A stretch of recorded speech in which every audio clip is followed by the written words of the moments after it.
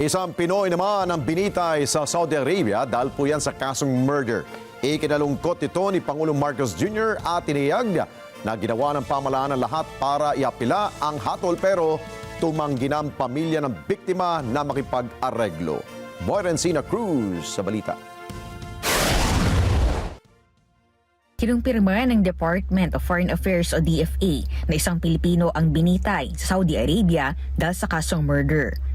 Ayon kay DFA spokesperson Tess Daza, ginawa ng gobyerno ng Pilipinas ang lahat, gaya ng pagbibigay ng legal assistance, kabilang na ang Presidential Letter of Appeal para maisalba ang buhay ng Pinoy.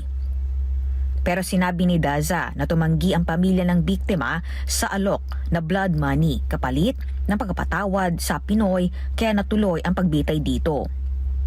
Hindi nagbigay ng karagdagang detalye ang DFA sa kaso dahil sa kahilingan ng pamilya ng Pinoy na maigalang ang kanilang privacy. Ikinalungkot naman ni Pangulong Bongbong Marcos Jr. ang pangyayari pero iginiit na ginawa ng pamahalaan ang lahat sa nakalipas na 5 hanggang 6 na taon para iapilang hatol. Nonetheless, we appealed to the better natures, I guess, of our friends in Saudi Arabia to perhaps have another look, and they did. And unfortunately, the law there is very strict, and apparently the conviction has stood, and one of ours has been taken away.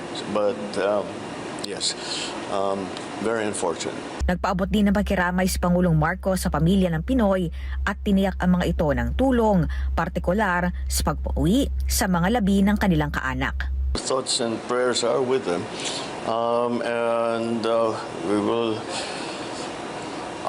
There is nothing that one can do to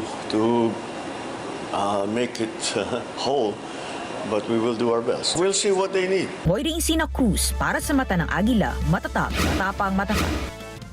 Maraming salamat sa inyo pong pagsubaybay sa Mata ng Agila Primetime. Para malaman ang matatag, matapang at matapat na mga balita, i-follow lamang at mag-subscribe sa AtNet25 TV.